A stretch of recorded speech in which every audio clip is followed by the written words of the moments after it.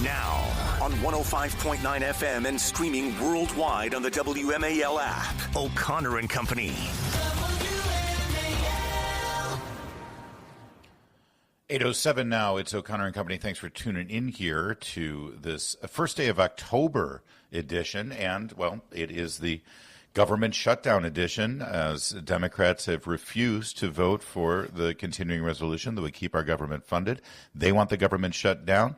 They want $1.5 trillion of tax dollars that they say will go to health care expenses, those health care expenses that have been made astronomically too high because of the Affordable Care Act, ironically. And we'll see how this goes. It sure seems like the public perception and even the media is acknowledging that this is on the Democrats, and we'll see how long they can weather that political storm. Coming up in 30 minutes, Susan Ferrechio of the Washington Times will join us and give us her analysis on what's next for Congress. In the meantime, I'm Larry O'Connor alongside Julie Gunlock. Good morning, Julie. Good morning. Viewers of television news know Leland Vittert as a straight-shooting, hard-hitting, serious anchor and correspondent from his days at Fox News and now at NewsNation. People who have been fortunate enough to be on set with him and talk with him and interact with him know him to be an incredibly nice and personable young man, and incredibly supportive and attentive to people who are in his universe. I can say that personally. I mentioned offhand once that my daughter was thinking of going to the Naval Academy, but was also considering going to MIT. And Leland immediately gave me the number and contact of his sister, who went through a similar situation. Knew people in both schools, wanted to help me with my daughter's relationship, with her decision. That's who Leland Vittert is. And that's why I was so excited when I saw his book. It is stunning, extraordinary, and an important read. And Leland, I couldn't tell you how happy I am to talk with you this morning. Thanks for joining us. Larry, what a pleasure, and so proud of your daughter. Thank you. Me too. All my kids, by the way. Your book is called Born Lucky: A Dedicated Father, a Grateful Son, and My Journey with Autism. And I think when people think of autism, I don't think they immediately imagine Leland Vittert, an accomplished television journalist. So explain your diagnosis and Sure. and what form or how autism has taken form in your life. Well, I think they don't think of that when they meet me now. I think if when you met me at 5 years old, you would have absolutely thought that. And even when I was in 7th grade, my parents had pulled me out of 2 successive elementary schools because of the bullying and the difficulty that I was having, just even with basic communication and emotional connection to people my own age. And I get to this new school in 7th grade, and I write in Born Lucky that they get called into the principal's office 2 weeks into the new school year. And they think they're just there for a check-in. So they show up at the principal's office like, parents do. They're probably a little nervous. And the principal sits them down and says, look, first thing she says, look, everybody at this school thinks Lucky is very weird. Arrow number 1 through my dad's heart. And then she follows up with, and I do too. Wow. So, yeah, that is just one of the few stories in Born Lucky. So when I was diagnosed with what we now know to be autism at 5 years old, there were a number of issues. There were behavioral issues. If a kid would touch me, I would turn around and slug them because I didn't understand what touch was. If I had a very, very large spread on my IQ test, so a 20-point spread between the two halves of an IQ test represents a learning disability. I had a 68-point spread. It was the largest spread they had ever seen. Wow. My goodness. So from basically in the parlance of the day, mentally retarded in some areas to genius in others. But it meant, in the words of the woman who assessed me, we have no idea how to explain what's going on inside his head. And at that moment, my dad really didn't have any hope. And he asked the woman, what can we do? And she said, not much. And then he asked her again, is there anything I can do as a father? And he goes, generally not. So Born Lucky is this book. I've never talked about this with anybody, to give hope to every parent of a kid who's struggling. And this is the story of my dad and I, and it applies far beyond autism, ADHD, bullying, the difficulties of growing up, anxiety.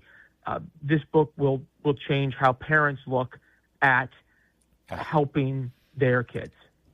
Well, you're talking to two parents right now who are already incredibly moved by this, and I want to hand it off to Julie, but before I do, I want everyone to know this. I'm going to say it over and over. The book is called Born Lucky, A Dedicated Father, a Grateful Son, and My Journey with Autism. It's Leland Vittert's story. It just was released yesterday. Get this book. Get this book. Well, I know you have to wait. You're going to have to wait a little bit. It actually is. It's sold out twice at Amazon. We're printing another 20,000 copies. So we should have more, hopefully later today. But go on Amazon, because if you order now, you'll be the first ones to get the restock. That's great. And then if you go to Born Lucky Book, bornluckybook.com, there's a couple of retailers that may still have it, but order now, because we're trying to get as many printed as we can, and you'll get the first ones if you order now. Leland, I want you to know that Julie is wiping tears from her eyes already. I can't help it. Be gentle with Julie. Honestly. Go ahead, Julie. This is radio, and I was hoping that Larry wouldn't mention that, but yes, I am a little verklempt here. Talk to us about your dad. You say that he quit his job. He began changing you and helping you. He became a full-time parent coach, training you and teaching you basic skills. Tell us about your dad. Well, obviously, I think he's a hero, which he is. He doesn't like that moniker at all. And believe it or not, when we started writing this book, he didn't want to do it. But in order to get him to open up to me and tell many of these stories, because he always kept saying, this is private and I don't want to be held out as a hero and this isn't about me, and on and on and on. I said, look, Dad, I'm going to write this book, and if you don't like it, we won't turn it into HarperCollins. And I didn't have a plan if he didn't want to turn it in. But I handed him the manuscript at the end, and he read it, and he said, I'm not sure about this because this is too personal. He never told anybody about my diagnosis because he didn't want anybody to look at me differently. He didn't want, but more importantly, he said, I didn't want you to use it as an excuse. The standard is the standard, and I will hold your hand through the adversity. But if you think that you have a reason to not behave properly, and you have a reason to not be your best and perform your best, then that's going to be an issue. So he didn't tell anybody.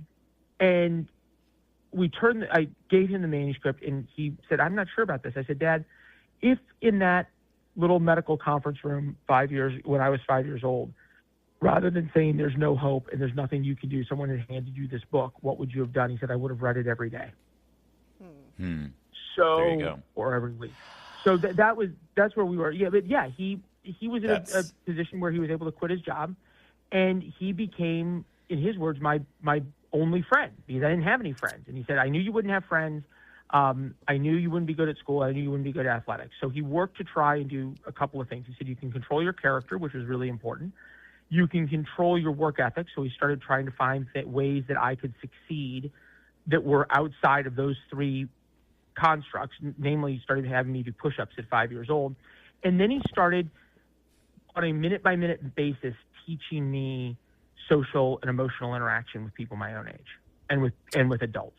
And one of the stories in the book is how he would tap his watch, and that was my signal to stop talking, so that he could then post-game with me after a lunch or whatever, when I had interrupted people, to actually go through, okay, when Larry and Julie were sitting there talking about, their weekend plans, why did you jump in and ask them how they booked their guests on the morning show? And well, Dad, I don't know. I wanted to ask.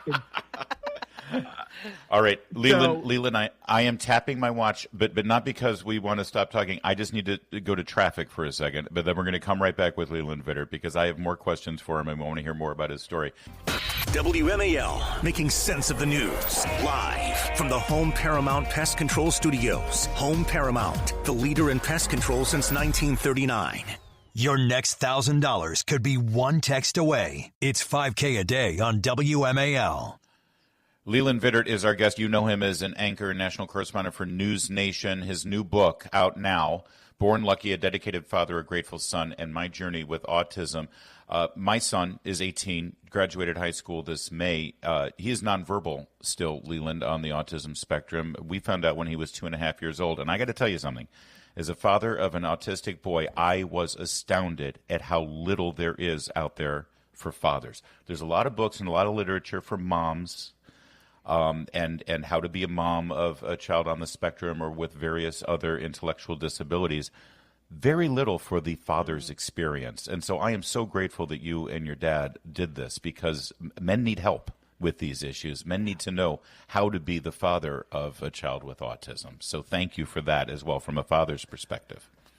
Well, I'm glad that can help, that Born Lucky can help with that void. And I think it's important to note, Larry, there are so many fathers going through this in so many different ways. The most important part of the book, I think, is the afterword by my dad. George Will wrote the foreword. He ended it saying, "This is proof of the mountain-moving power of parental love," something, Larry, you know well. And then my dad finished it up with the afterword. And those are the two most important parts of the book. But what I would say is that I think there's not enough people telling fathers of kids who have issues there is so much you can do. Yeah. And this isn't a prescription. Yes. It's not a cure. It's not how to turn your kid into a television anchorman. This is about telling parents, and Born Lucky is about showing parents, and especially fathers, how much you can really do and how much you can really help your kids. And people don't say that. The experts say, look, give everybody all these accommodations and we'll sort of take it from here. And that is obviously not what my father did for me. And Born Lucky is the story of why that was so important and the success of it.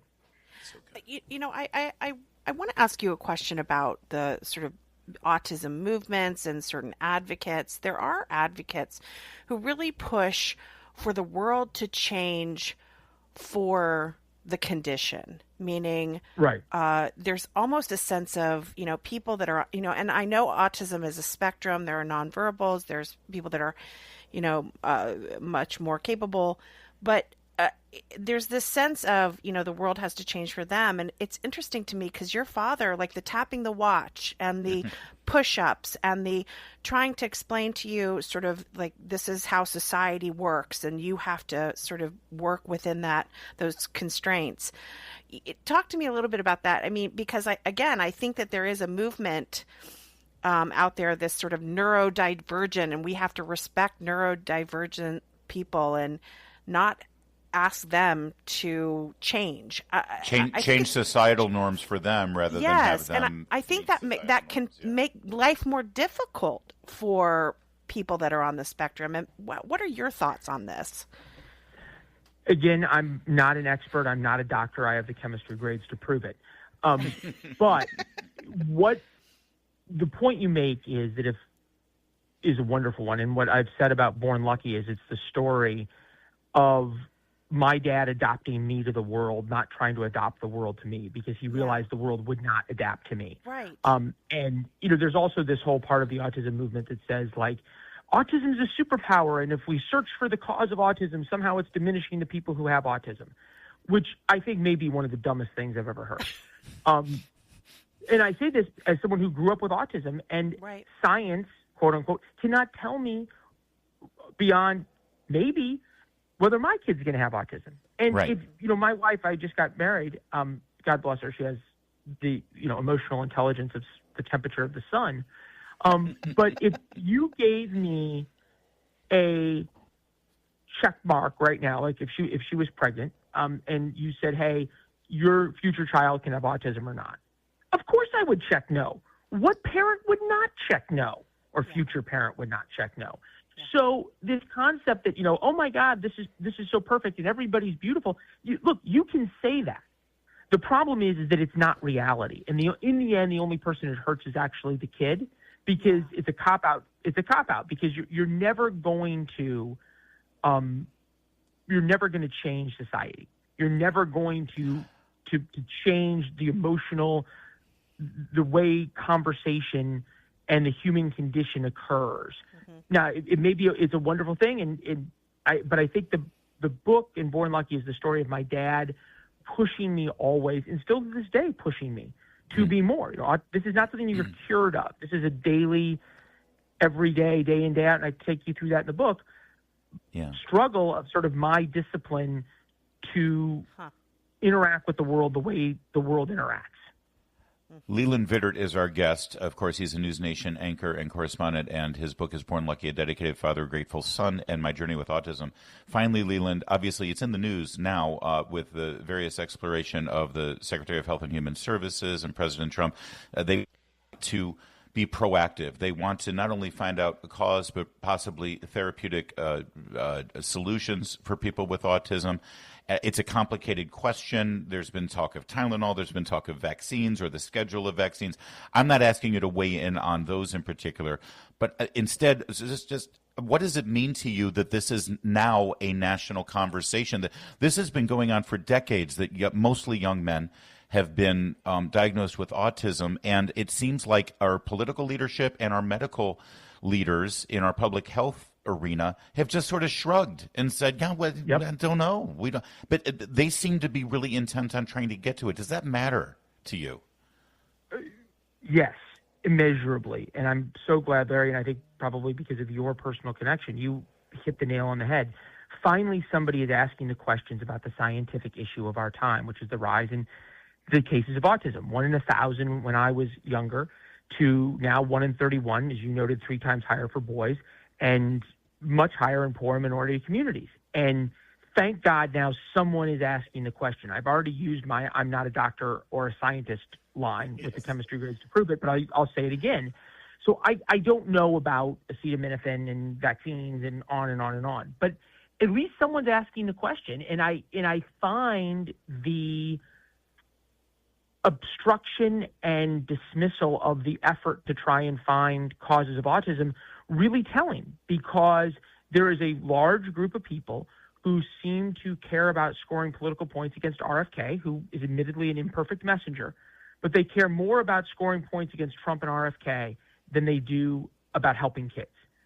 And that says so much about our political conversation right now. And it makes me, somebody who's dealt with this, really just frosted. Yeah. Well said, and measured as always from Leland Vittert, who has always conducted himself in a professional way and really doesn't like to weigh in on politics. But that's not a political answer; that is a human answer. No, and yeah. Leland, I am so excited about this book. I'm thrilled that it's already sold out on Amazon, and we're going to push the next printing to sell out as well. Yes. I want everyone to get this book. I'm buying it for many people in my life. Born Lucky, A Dedicated Father, a Grateful Son, and My Journey with Autism. Well done, you. Congratulations, and get back to work. Well, we're working at it, Larry. Thank you so much for the support. And look, I will say this: boy, is your son lucky to have you fighting for him, because when Larry heard about this book, he said, we've got to get this message out, and the love for your son and your dedication to him is inspiring for all of us. Shut up, Leland. Thank you, Leland. I'm going to cry again. Oh, goodness. Go ahead. Yeah, exactly. It's 8:25. We got to move on. I talk to Leland all day. Coming up, we'll talk to Susan Ferrechio, Washington Times. Keep it here. It's 8:30. WMAL FM, Woodbridge, Washington, a Cumulus media station. Making sense of the news. News Talk 105.9. News now. Now on 105.9 FM and streaming worldwide on the WMAL app. O'Connor and Company.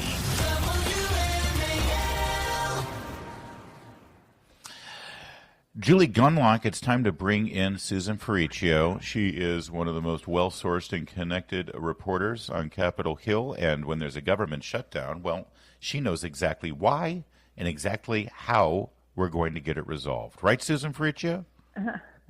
Well, my record's been pretty good so far, but every shutdown is unpredictable, and this one is certainly unpredictable because both sides are really dug in. Obviously, Republicans are fully in control of Congress and the White House, but Democrats are needed to pass legislation in Senate, as we know. In this case, 7. I think they've picked off 3 Democrats.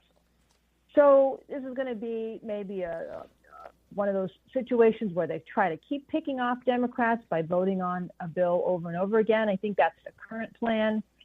But there may be, some need for a compromise between the two parties. The problem is they're nowhere near a compromise right now. Each is dug in and is doing their messaging on why they're not going to budge. So that's where we are right now on day one of shutdown. On the politics of it, though, it seems unlike shutdowns of the past. There's no doubting who's responsible for this. Republicans had their continuing resolution. They were more than willing to go forward. It's Democrats who say, nope, we are not going to let this go forward unless we get this $1.5 trillion that they claim is for health care. But that is a difference here in terms of narrative. People, whether you approve of the Democrats doing this or not, there's no doubt that the Democrats are responsible at this point. Yeah, technically, although when you do look at polling, Republicans have unfortunately always footed the blame for shutdowns generally. And now I've looked at some recent polling, and you still see that in this current shutdown situation. But you're right.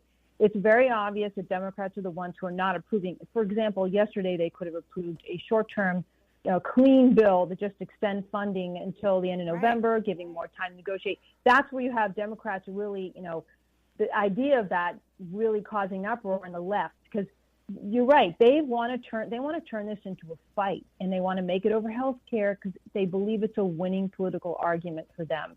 The way they're messaging this. Remember, these subsidies were supposed to be temporary. They were put in place during COVID to help people pay their Obamacare subsidies and premiums, and was supposed to end. It's now 4 years later.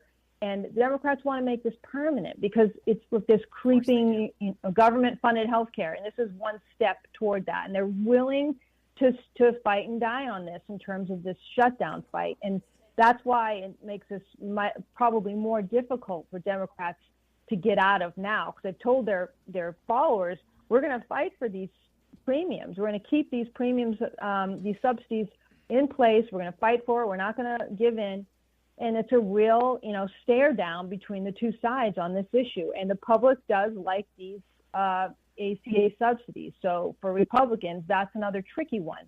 They need to message it and try to make clear that some of these payments are things that Democrats want to roll back, will make it more likely that people who are here illegally will be able to access health care, government-funded health care, and things like that. And so that's the fight you're seeing right now between Republicans and Democrats on the issue of health care and the Affordable Care Act subsidies. Well, Susan, they make these broad comments like, we just want health care for all, we want health care for everyone, we want health care for all. Is the American public sort of wise to their game and that they want health care for illegal aliens, which is going to serve as an incentive to come to this country and stay here illegally? Are Americans aware of that, or are they sort of buying this idea that it's just health care? It's just health care because they don't get into the details. So it sounds like it's just health care for regular old Americans, not illegals. Are Americans wise to this? Well, I think some are, and some believe that they would like this continued march toward government-funded health care, and therefore they support it. If you look at polling on the issue, depending on how you ask the question, people say they support that because they can't afford the current health care premiums right now. So they would like government help. You see that quite a bit. There are people who literally cannot afford to pay healthcare premiums, but for these ACA enhanced premiums that came about during COVID. So they are popular with the public, especially now as Democrats message it because of rising healthcare costs. These insurance premiums are going up generally anyway, and the rising costs of just rent and food and all that stuff. So they're making it an economic issue as well. So Democrats actually have a winning argument, I would say, even though a lot of people know, wait a minute, this is completely unfair. We need to go back to lowering how much the government is helping people. It's a real philosophical divide. And I think that's one of the reasons why Democrats feel they have they don't have really any leverage because they're the minority, but they feel they have a little bit of leverage on this issue. And that's one of the reasons, if you're asking, geez, why are the Democrats just sticking to this so risky? It's because it's the issue of health care, and they think they can win on it. Susan Ferrechio, we got a minute left here. What's next here? The Senate's going to vote today. Is the House in recess? Have they gone home, or are they just sort of in a holding pattern? What just mechanically, what does the next several days look like? All we're looking at for the next several days is what Leader Thune said in the Senate which is they're going to keep voting on this thing and just putting pressure on Democrats to say, here's another, we're going to pull this bill up again, give you an opportunity to reopen the government. Here's another opportunity to reopen the government. It's brinksmanship. You know, it's a classic case of how long are you going to keep doing this for? And then they're going to come to the floor and message. Democrats are going to come to the floor and message. People will be paying attention more because the government is officially shut down. So it's two kinds of battles. It's a battle on the Senate floor trying to move a bill to reopen the government, be it a short-term bill to extend negotiations or the actual funding bill. And then it will be a messaging war off the floor of Congress where the two sides are trying to convince the public who's right. And now watch how this unfolds, because whoever is winning that messaging war, and remember, oftentimes the Democrats have the media on their side, so they've got some help there. They've got a lot of help there, actually, in terms of messaging. That's going to influence who blinks first on this and how hard they are willing to negotiate. And of course, there's the Trump factor, how he's playing into all this, the biggest messenger of all. Yes. And so expect to hear more from him. All these things will work together and influence, you know, who's going to back down or how much negotiating is going to happen and how long this lasts. Don't forget, 2019, this went on for 35 days. And you did see the Democrats blink on this. Republicans did too, but Democrats gave up as well. So, you know, how long this will last, I think, is a big question right now. All right. We'll keep your phone by your side, Susan Ferrechio. We may be checking in over the course of the next couple of days. Please do. Okay. Susan Ferrechio, Washington Times. It's 8:44. That's a wrap. Julie Gunlock. We will be back tomorrow with the latest on the government shutdown, if it's still shut down. It is October 1st, by the way. Happy birthday, Meredith. Chris Plant, what's happening? Well, I just, my eyebrows are up now because it's Meredith's birthday, and happy birthday, Meredith. That's step number one. That's a good thing. I was going to get her a present, but, you know, she gets to be my wife every day. So, I mean, what greater present could she get? What more could one person ask for, honestly? That's what I think. Very true. The violent mob going after ICE again in Chicago yesterday because the Democrats are pro-crime. They want more crime. They're the crime party. And we have, the propaganda of the Democrat Party is everywhere. They got a new movie out. They had to put an Apple series on hold. All of it is anti-conservative.